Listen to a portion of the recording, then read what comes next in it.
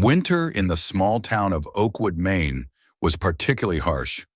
Snow had been falling since early morning, blanketing the streets in a thick white cover. The silence that can only be heard in winter was broken only by the rustling of the wind, sweeping snowdrifts along the narrow streets.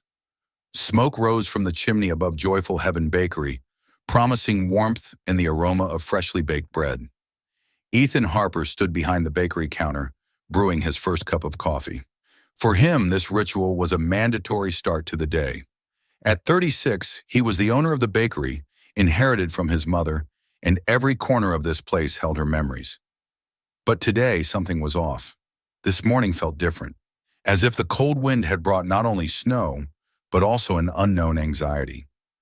Ethan took the last sip of his coffee, pulled on his old woolen jacket, and stepped outside.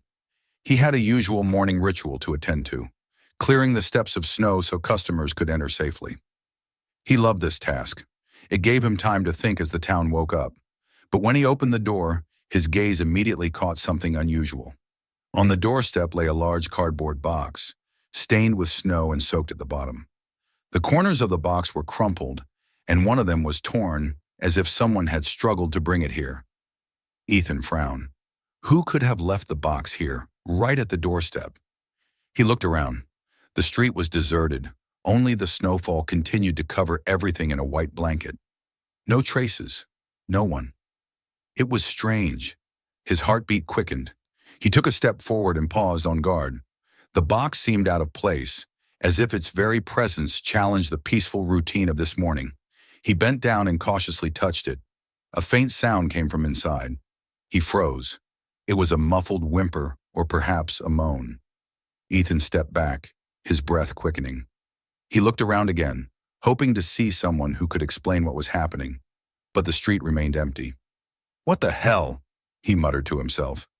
Trying to control his agitation, Ethan bent down again and carefully lifted the lid of the box. He expected to see anything. Abandoned items, useless junk, or even an animal. But what he saw made him freeze. Inside the box were children, 4 of them. The youngest, who seemed to be no more than a year old, was wrapped in a thin blanket, barely covering his tiny body. The other 3, an older girl about 7 and 2 boys, looked as if they had been through a real storm. Their faces were pale, lips blue, and eyes wide with fear. The older girl, noticing Ethan, clenched her fists and moved back, as if trying to hide the younger ones behind her. "Don't be afraid," he said softly, trying to make his voice gentle. "I won't hurt you." But the girl continued to look at him, not trusting a single word. Her gaze was piercing and scrutinizing, as if she was trying to understand if she could trust him. Ethan knelt down, no longer paying attention to the cold that was seeping into his bones. He reached out his hand, but the older girl immediately whispered, "Don't touch us. They'll see." "Who are they?" he asked, but she fell silent, clutching the baby tighter. Ethan noticed something strange on their clothes. A symbol, a triangle with a letter he couldn't make out. The questions were piling up faster than the answers, but he couldn't waste time now. "Let's go inside," he said gently. "You need to warm up." He picked up the box with the children, and his heart ached when he felt how light they were, as if they had barely been fed. The girl tensed but did not resist. She seemed to know she had no other choice. When they were inside, the warm air of the bakery enveloped them like a protective cocoon. Ethan placed the children on an old sofa against the wall and immediately rushed to find blankets. Returning, he saw the older girl looking out the window. "Can you tell me what happened?" he asked, but she shook her head. Her voice was a mere whisper. "They'll come back." Ethan froze. "Who? Who will come back?" Her eyes, full of fear, met his gaze. "Those who left us here," she replied. Outside, the wind howled, but now Ethan felt the cold seeping into the bakery, not just through the cracks in the walls. For the first time in many years, he realized that this day would change his life forever. The Joyful Heaven Bakery was filled with warmth and the aroma of fresh bread, but the coziness that this place usually radiated now seemed deceptive. In the corner on the sofa sat 4 children, wrapped in blankets that Ethan had found in the storeroom. The youngest was asleep, his tiny body pressed against his sister. The others silently watched Ethan, their gazes wary, like those of cornered wild animals. Ethan placed cups of hot milk and a plate of buns in front of them. "Here, eat. This will help you warm up," he said, trying to make his voice sound reassuring. The older girl, whom Ethan had already mentally dubbed the leader, slowly reached for the cup. But before taking it, she looked at him as if checking to see if he was trying to deceive them. Only after making sure there was nothing suspicious, she took the milk and handed it to the younger boy. Ethan sat down opposite them, watching the scene. His heart ached with compassion. He couldn't understand how children could end up in such a situation. "What are your names?" he asked, trying to start a conversation. The girl was silent for a long time, then cautiously said, "I'm Harper. These are my brothers, Logan and Eli." She pointed to the two boys. "And this is our little one, Finn." Ethan nodded, committing their names to memory. "Are you from this town?" he continued, but Harper just shook her head. Her eyes returned to the window, as if she was afraid someone might appear at any moment. At that moment, Ethan noticed a strange symbol on her coat, a triangle with a letter he couldn't make out. This mark was on each of them, like a form of branding or emblem. "What is this symbol?" he asked, pointing to it. Harper instantly tensed. Her small hand covered the mark, and she looked at Ethan with frightened eyes. "Don't touch it," she said sharply. "If you do, they'll find us." Ethan frowned. Her reaction was too strong for an ordinary child. She spoke as if she knew that behind this symbol lay a real threat. "Who are they?" he asked cautiously. Harper turned away, clearly not wanting to answer. Ethan understood that her trust had not yet been won. He decided not to press her and instead changed the subject. "Are you hungry? If you want, I can prepare something else." Harper looked at him again. In her eyes flashed something akin to surprise, as if she did not expect anyone to be so kind. "Thank you," she whispered. Ethan nodded and got up. While he was reheating the soup on the small stove in the corner, his thoughts raced. He knew that this situation was beyond ordinary. The symbols, the children's fear, their words about them, all of it filled him with anxiety. After dinner, Ethan decided to call Jessica Miller. She was his old friend and now a detective in the local police department. If anyone could help figure this out, it was her. The phone rang several times before her sleepy voice answered. "Ethan? What's going on? You're calling so early." "Jess, I need your help. It's important," he said, looking at the children huddled on the sofa. "Something with the bakery?" she asked. "Number I found children, 4 of them. They were left at my bakery in a cardboard box right on the street." There was silence on the other end. "4 children?" she repeated. "Yes, they're scared, shivering. There are strange symbols on their clothes. They say someone is coming for them. Jess, I don't know what to do." "Strange symbols?" Her voice became serious. "Can you describe them?" Ethan tried to describe the triangle with the letter inside. Jessica paused for a moment, then her voice became tense. "This could be related to a case I'm working on. Can you keep them there until I arrive?" "Of course, but Jess, is this dangerous?" "I don't know yet. Just keep them there until I arrive." Ethan hung up the phone, his anxiety growing. He looked at Harper, who was still warily watching the windows. "Everything will be okay," he said, trying to sound confident. But he himself was not sure. In the small, joyful Heaven Bakery, the tension was almost palpable. The children were dozing, but Harper, despite her fatigue, sat upright, like a soldier on duty. Her gaze did not leave the window. Ethan also felt the tension. He busied himself with cleaning, moving around the kitchen with quick, almost automatic movements. But his thoughts were far from baking and cleanliness. Jessica was supposed to arrive any minute, and Ethan hoped her presence would bring clarity to the situation. He still didn't understand what he was dealing with, but his intuition told him it was something bigger than just abandoned children. "Are you always this vigilant?" he asked Harper, trying to break the tense silence. She turned her head, her gaze becoming even more suspicious. "You would be too if you knew they could find you at any moment," she replied sharply. Her words made Ethan shudder. "Who are they, Harper?" he asked softly. "Can you tell me?" The girl looked at him for a long time with a scrutinizing gaze before answering. "You can't protect us." Ethan felt his heart sink. He sat down on a stool in front of her, trying to understand why a child should carry such a heavy burden. "Listen," he said, choosing his words carefully. I don't know what you've been through, but you're here now, and I promise I'll do everything I can to make sure you're safe. You have to trust me." "Trust?" Her voice rose an octave, and she laughed bitterly. "Ah, we've been told that before. And you know what happened? They came for us." Her words hung in the air. The younger children began to stir restlessly, as if her fear had been transmitted to them even in their sleep. Ethan felt helpless. How could he convince her that she was safe here if he himself was not sure? When the sound of a car was heard outside, Ethan immediately tensed. He went to the window, carefully parting the curtains. Jessica's car had pulled up. He hurried to the door, letting her in. "You're ahead of schedule," he said, trying to hide his emotions with a joke. Jessica took off her hat and straightened her coat. Her gaze immediately went to the children sitting on the sofa. Her eyes softened, but they still held a professional focus. "Are these them?" she asked, quietly approaching. "Yes. The older one is Harper. The others are her brothers. They're terrified, Jess. They talk about some them who might come for them."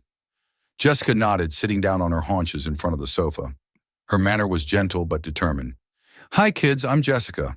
I work for the police, and my job is to make sure no one hurts you."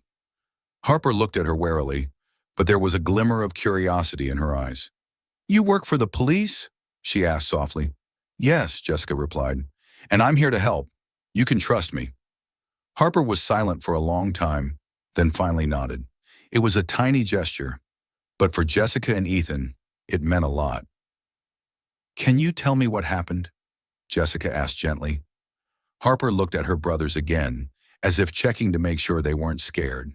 Then she began to speak, her voice a mere whisper. "They told us to be quiet. If we say a word, they'll find us, and we'll be gone." Jessica tensed, but her face remained calm. "Who said that?" she asked. "Can you describe them?" Harper shook her head. "I don't know their names. They're just men, always in black clothes. They shout. Sometimes they—" She fell silent, her small shoulders shaking. Jessica gently touched her hand. "You're very brave, Harper. Everything you tell us will help us protect you and your brothers, but you don't have to say more than you're ready to." Ethan watched this conversation, feeling a mix of relief and growing anger. These children had been through a nightmare, and he could only imagine what they had endured. After the conversation, Jessica took Ethan aside. "That symbol you described," she began. "I've seen it before in an investigation. It's the mark of one of the major groups involved in child trafficking. They move children across states, use them for illegal operations." Ethan felt a chill run down his spine. "Do you think they're looking for them?" he asked. Jessica looked at him seriously. "I think so. These people don't leave their targets. They could already be here in town. You need to be ready for anything, Ethan." "What should I do?" His voice trembled with tension. "First, keep the doors locked. I'll ask colleagues to increase patrols in the area. Second, don't let the children out of your sight. If you see anything suspicious, call me immediately." Ethan nodded, but the worry did not leave him. "Jess," he said softly, looking at the children, "I can't let them suffer again." Jessica put her hand on his shoulder. "We won't, Ethan, I promise." But even her assurance could not dispel the shadow that hung over the bakery. Night fell on Oakwood, wrapping the town in a thick blanket of darkness and silence. Inside the Joyful Heaven Bakery, it was warm and cozy, but this atmosphere seemed deceptive. Ethan checked the doors and windows 3 times, making sure everything was locked. He felt the tension filling every cell of his body. The children lay on makeshift beds that he had set up from old mattresses and blankets. Harper remained awake, sitting next to the younger ones. Her face, too serious for a 7-year-old, looked out the window. She seemed to be searching for shadows lurking beyond visibility. "Harper, you need to rest," Ethan said softly, sitting down next to her. "And if they come while I'm sleeping?" she replied, not taking her eyes off the street. Ethan sighed. He didn't know how to dispel her fears because he felt the same anxiety. What if something happened to them? The day passed like a haze. Ethan tried to work, serving customers, but his thoughts were occupied by only one thing: how to protect the children. Every time someone new entered, he tensed, expecting the worst. However, the bakery remained surprisingly quiet, almost empty. In the evening, Ethan, as usual, locked the door with several locks, drew the curtains, and checked the windows. He went upstairs and saw that the children were already asleep. Harper, lying next to her brothers, looked at the ceiling. "You should get some sleep," he said softly. "And you?" she asked, her voice almost a whisper. "I'll be on guard," he replied, smiling. She nodded, closing her eyes, but Ethan knew sleep would not come to her so easily. The night was quiet, too quiet. At some point, Ethan heard a faint sound, a rustle. He froze. That sound was too familiar. He slowly approached the window and carefully parted the curtain. At first, he saw nothing, but then he noticed movement. Outside, in the dim light of the street lamp, stood three figures in black cloaks, their faces hidden in the shadows. One of them took a step forward, his movements calm and confident, like a predator who knows his prey is cornered. Ethan felt his breath quicken. He quickly grabbed his phone and dialed Jessica. "They're here," he breathed, trying not to attract the children's attention. "How many?" she asked, immediately tense. "Three. They're standing right in front of the bakery. Lock everything and stay put. We're on our way. Don't go outside." Her voice was firm and determined, but Ethan knew they didn't have much time. He heard someone tugging at the door handle. Then came a soft knock. "Ethan, open the door!" came a low, threatening voice. It was James. The door of the bakery shuddered under muffled blows like a heart squeezed in panic. James's voice, low and laced with threat, sounded again. "Ethan, I know they're in there. You can't hide them forever. Make the right choice. Open the door, and it will all end quickly." Ethan stood in the center of the room, his heart pounding. In his hands, he held an old metal pipe he had found in the storeroom, a pitiful weapon against those standing outside the door. He knew he couldn't give in, but the fear for the children constricted him. Upstairs, Harper sat next to her younger brothers. She had heard James's voice and understood that they had been found. Her hands clenched into fists, and her eyes filled with tears.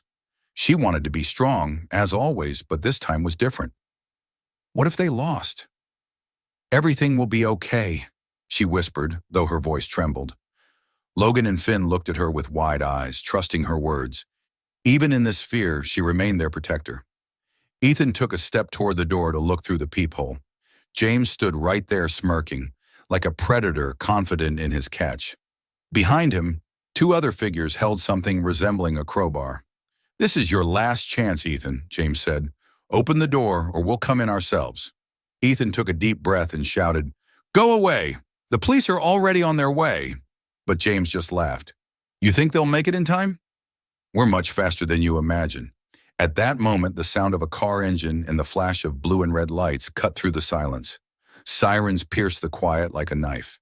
James turned around, his smirk disappearing. "Damn it!" he cursed, signaling to his men. "Let's go!" But it was too late. Police cars surrounded the bakery and officers began pouring out. Leading them was Jessica, her gaze burning with determination. "James Vargas," she said loudly, holding her gun ready. "You are under arrest for human trafficking, kidnapping, and organizing a criminal syndicate." James tried to say something, but his men were already raising their hands, surrendering.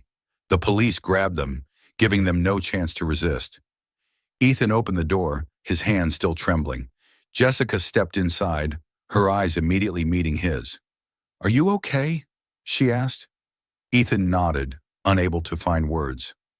"The children," she continued. "Upstairs," he replied, his voice trembling with emotion. "They're scared, but okay." Jessica put her hand on his shoulder. "You did it, Ethan. They're safe." When Jessica went upstairs, she saw Harper sitting on the floor next to her brothers. Her eyes were full of tears, but she tried to look brave. "Is this the end?" she asked softly. Jessica smiled. "Yes, sweetie, this is the end. You don't have to be afraid anymore." Harper threw herself at her, her little arms wrapping around Jessica as if she were her last hope. Jessica gently stroked her head. "Everything will be okay. We'll take care of you." A few hours later, the children were taken to a safe house. Ethan, standing in the doorway of the bakery, watched as the police car drove them away. Before getting into the car, Harper ran back to Ethan. "Mr. Ethan," she said, her voice trembling with emotion. He knelt down in front of her to be at her level. "Thank you for saving us," she said, and tears rolled down her cheeks. "You were the strong one, Harper," he replied gently. "I just helped." Harper threw herself into his arms, hugging him as tightly as she could. "I won't forget you," she whispered. "And I won't forget you," he replied. A few weeks later, Jessica visited the bakery again. She brought Ethan an envelope. "This is from Harper," she said, smiling. Ethan carefully opened the letter. Inside was a drawing. The Joyful Heaven Bakery, surrounded by Harper, her brothers, and Ethan himself, all with wide smiles. Below were the words written in childish handwriting. "You are our hero. Thank you for giving us a chance at a new life." Ethan looked at the drawing for a long time, his heart filling with warmth. The Joyful Heaven Bakery was once again filled with the aromas of bread and pastries. But now this place had become something more. It had become a symbol of hope, a reminder that even in the darkest times, there is light. Ethan knew that he had given those children a chance at a new life, and that knowledge filled him with a sense of purpose and peace. As he stood in the doorway, watching the snowflakes begin to fall, he felt a deep gratitude for the journey that had brought him here. The bakery had returned to its peaceful routine, but now it carried a new meaning, a symbol of hope and compassion. Ethan looked out at the snow-covered streets, his heart filled with warmth. This story reminded him that kindness and courage could create profound change. Ethan hadn't hesitated to protect innocent children, even when faced with danger from a powerful criminal organization. His determination, combined with Jessica's efforts, proved that justice and unity could prevail. Most importantly, it underscored the belief that every child deserved to live in love and safety. If you enjoyed this story, we invite you to give it a like and subscribe to our channel. Your support motivates us to keep bringing heartwarming stories almost every day.